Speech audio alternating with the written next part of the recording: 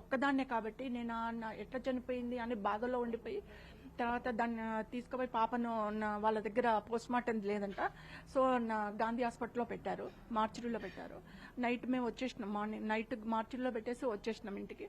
Next day morning early morning వెళ్ళినాము. పంచనామా చేయడానికి ముందే నేను పోలీస్ వాళ్ళని అడిగిన, సార్ ఒకసారి నా డాటర్ని చూస్తాను అని చెప్పేసి. వాళ్ళు మార్చురీలో తీసుకెళ్లి బాక్స్ తీసి చూపించారు. అప్పుడే చూసుకున్నాను నేను, ఇక్కడ 4 ఘాట్లు ఉన్నాయి, ఇక్కడ 1 ఘాట్ ఉంది, అంటే గొంతును ప్రెస్ చేసినట్టుగా ఉంది. అయితే డాక్టర్స్ని అడిగాను నేను, అడిగితే వాళ్ళు ఏమన్నారంటే మేము ట్రీట్మెంట్కి ఘాట్లు పెట్టామంట.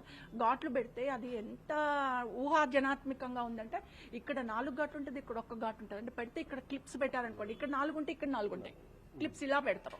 కానీ అక్కడికి వెళ్ళదు, ఇక్కడ 4 ఘాట్లు ఉన్నాయి లెఫ్ట్ హ్యాండ్తో, ఇక్కడ 4 ఘాట్లు, ఇక్కడ 1. చూసా నెక్కును ప్రెస్ చేసి నోట్లో పాయిజన్ వేశారు.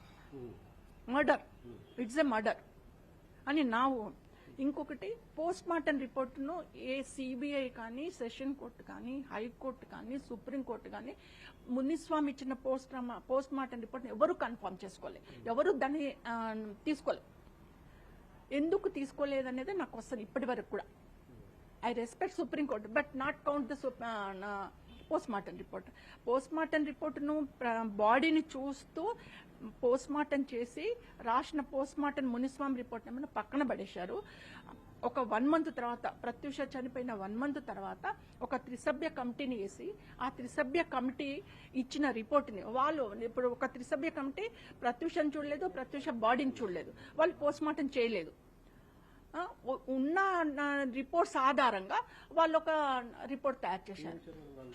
ఇది ప్రత్యూష ఆత్మహత్య చేసుకుంది, నాట్ మర్డర్. ప్రత్యూష రేప్ కాబడలేదు.